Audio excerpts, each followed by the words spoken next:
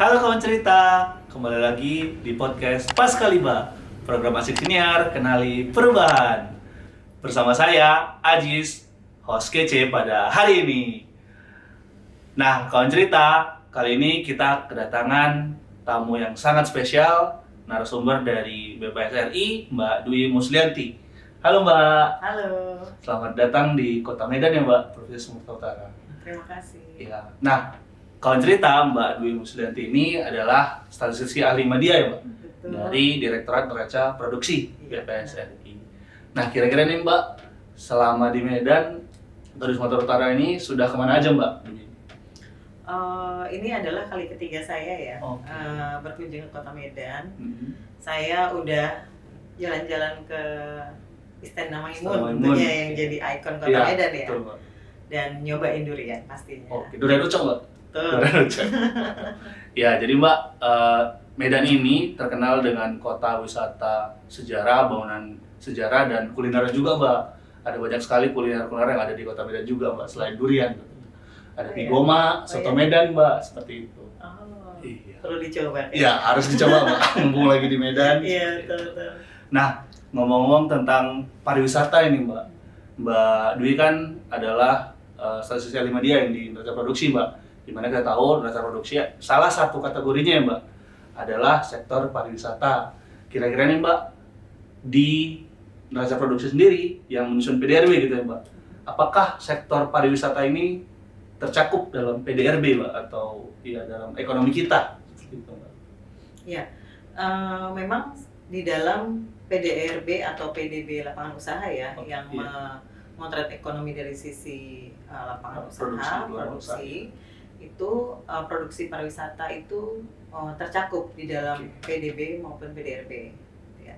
Namun kalau kita ingin melihat lebih detail lagi, nggak hanya dari sisi produksi atau lapangan usaha, nah BPS sudah menyusun yang namanya Tourism Satellite Account, gitu. Nah itu adalah suatu full set neraca yang dapat menyajikan baik itu dari sisi supply pariwisata yang dilakukan oleh industri pariwisata maupun konsumsi wisatawan mancanegara maupun Nusantara, bagaimana konsumsi mereka di dalam kegiatan pariwisatanya, seperti itu. Oke, baik. Nah, yang saya baca-baca juga ini Mbak, TSA atau Tourism Satellite Account ya Mbak. Ini kan adalah hasil penyempurnaan ya Mbak dari Nesparnas namanya Mbak, Neraca Satelit Pariwisata Nasional, betul ya Mbak? Iya. Nah, kira-kira nih Mbak, apa sih bedanya TSA dengan Nesparnas nih Mbak, biar kawan-kawan cerita tahu, kita tahu. Iya. Ya memang BPS sejak tahun 2020 itu mulai mencoba untuk menyempurnakan menyempurnakan penghitungan kontribusi pariwisata ya. Dari dulu memang dikenal namanya Nesparnas, sekarang jadi Tourism Satellite Account.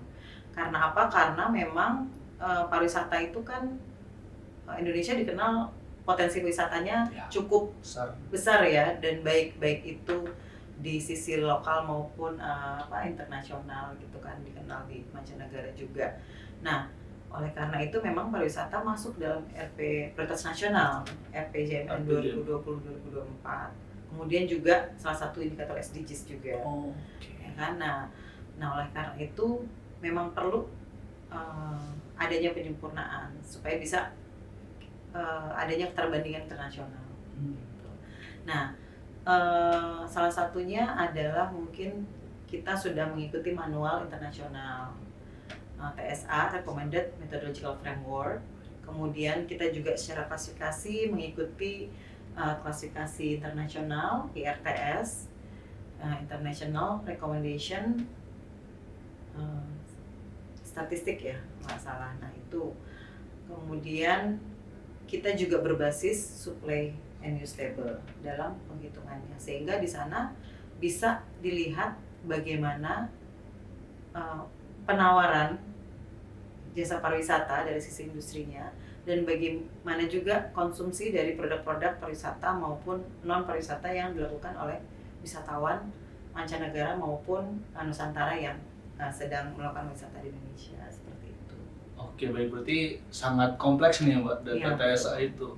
Nah, kira-kira Mbak, apa saja sih dasar-dasar untuk menyusun publikasi atau indikator ya, TSA ini Mbak dari Oh, iya. BPSRI? Ya, jadi memang dasarnya tadi yang saya sebutkan, kita berdasar pada manualnya, kemudian kita susun klasifikasinya, dan dalam Tourism Satellite Account itu ada 10 full set neraca yang harus disusun, gitu ya. Namun saat ini kita baru menyusun sampai tabel 6, gitu, yaitu domestic supply and internal consumption, seperti itu, tourism consumption, seperti itu. Nah, dari situ itu merupakan jantungnya tuh tabel 6, jantungnya Tourism Satellite Account, karena dari tabel 6 itu kita bisa ngelihat bagaimana kontribusi pariwisata dibandingkan dengan PDB Indonesia. Seberapa besar sih gitu kontribusinya dan juga pertumbuhannya. Seperti itu kira-kira. Oke, baik Mbak. Berarti sangat bisa melihat ya kontribusinya tadi ya Mbak. Betul. Untuk pariwisata di Indonesia. Betul sekali. Dimana kan kalau sekarang ini kan juga kita lagi di musim pertengahan tahun ya Mbak. Ya. Pada musim liburan gitu kan. Atau mungkin di tahun ini kan kita sudah terbebas gitu ya Pak dari pandemi COVID. Ya. Yang mana salah satu sektor yang sangat berpengaruh gitu ya Mbak di Indonesia adalah pariwisata. Ya. Gitu Mbak. Nah, baik tadi kan untuk menyusun TSA ini Mbak, itu kan pasti butuh data gitu. Di mana data itu adalah ya core dari BPS gitu ya Mbak. Nah, kira-kira dalam penyusunan TSA ini apa saja sih Mbak, dari mana saja sih sumber data yang digunakan, kemudian instansi atau lembaga apa saja yang terlibat dalam penyusunan TSA ini? Oh iya. Memang sumber data yang dibutuhkan dalam penyusunan TSA itu cukup banyak ya. Baik itu data yang berasal dari BPS sendiri, internal BPS, dari survei-survei pariwisata yang dihasilkan oleh subjek matter di BPS, maupun juga data eksternal, ya, dan juga ada survei-survei in-depth yang kita kita lakukan untuk semakin menyempurnakan penghitungan TSA tersebut, seperti itu. Jadi memang selain dari BPS, dari kementerian dan juga pihak lain di luar BPS itu sangat berperan dalam penghitungan TSA ini. Oke, berarti ini juga berarti melibatkan kolaborasi ya Mbak dari berbagai pihak. Iya. Oke, baik. Nah, kira-kira nih Mbak, kalau dari sekarang kondisi terkini itu publikasi TSA itu kan mulai 2020 ya Mbak. Kira-kira yang terbaru ini tahun berapa aja sih Mbak TSA-nya? Oh iya. Kebetulan di tahun ini kita sudah merilis series data untuk TSA dari tahun 2017 sampai dengan tahun 2021. Oke, berarti 5 tahun ya Pak? Iya, series 5 tahun, tahun 2001. Nanti bisa dilihat di web bps.go.id. Nah, di situ bisa terlihat kontribusinya pariwisata seperti apa, growth-nya seperti apa di pariwisata Indonesia. Nah, memang yang kami rilis baru sampai dengan tahun bulan. Nah, kemudian dalam penyusunannya nih Mbak, tadi kan butuh banyak data, kemudian banyak kolaborasi dengan berbagai pihak. Kira-kira nih Mbak, dari penyusunan TSA ini, apa saja sih kendala, tantangan, atau hambatan penyusunan TSA ini Mbak? Memang tantangannya adalah dalam berusaha untuk memenuhi ya standar internasional itu memang susah tidak mudah ya. Iya benar, nggak mudah karena ketersediaan data yang disyaratkan gitu kan. Ini kita baru menghitung sampai dengan tabel 6 ya, baru sampai ke supply dan demand pariwisata. Tapi kita dari sekarang sudah mulai untuk menjajaki penyempurnaan sampai ke full set tabel 10. Jadi masih ada 4 tabel lagi terkait dengan tenaga kerja pariwisata, kemudian investasi atau PMTB pariwisata, pengeluaran kolektif government juga di pariwisata, dan yang non-monetary indikator. Nah, kita berharap kita bisa untuk bisa sampai menghasilkan full set TSA itu. Seperti itu. Oke, nah kalau ngomong-ngomong soal TSA ini Mbak, ini kan artinya satu publikasi atau indikator yang dihasilkan BPS gitu ya Mbak. Betul.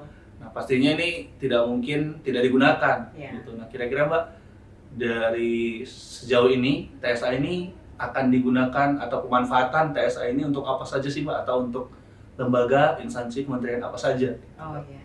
Sebetulnya sama seperti data BPS lainnya ya. Ya. Jadi data TSA ini bisa digunakan oleh berbagai pihak. Oke. Baik itu kementerian gitu dalam pengambilan kebijakan, Keputusan, ya. keputusan serta evaluasi, dan juga mungkin akademisi dan mungkin pihak-pihak lain yang bisa menggunakan data itu. Kami memang sangat berharap bisa menghasilkan full set TSA 10 tabel supaya kita bisa memberikan menyampaikan informasi mengenai indikator tourism satellite account itu kepada pihak-pihak yang mau membutuhkan, seperti itu.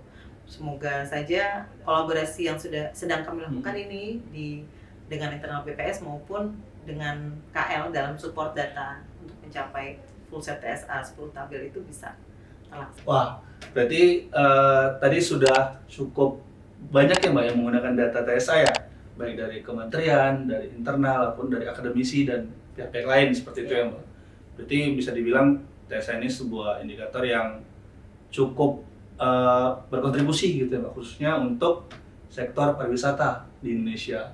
Memang harapannya dengan adanya TSA bisa memotret lebih baik lagi mengenai kondisi pariwisata di Indonesia. Ya, sehingga mungkin barangkali bisa juga ya Mbak untuk mengambil kebijakan tadi ya. Betul. Cukup seru sekali tadi ya pembahasan tentang TSA ini ya Mbak. Kita bisa tahu tentang penggunaannya, kemudian pemanfaatan data dan lain sebagainya gitu ya Mbak. Nah, nggak terasa nih sudah cukup lama kita ngobrol dan diskusi panjang nih Mbak. Kami mungkin mengucapkan terima kasih Mbak Dwi Muslianti sudah berkenan sharing dan hadir di podcast Pascaliba ini. Iya, sama-sama. Terima kasih juga saya udah diundang di Pascaliba. Ya. Semoga ini bisa bermanfaat buat teman-teman semua. Ya. Nah, cukup sekian untuk episode kali ini. Kawan cerita, jangan lupa untuk like, komen, dan subscribe. Sampai bertemu di episode selanjutnya. Sekian dan dadah kawan cerita. Dadah kawan cerita. Dadah.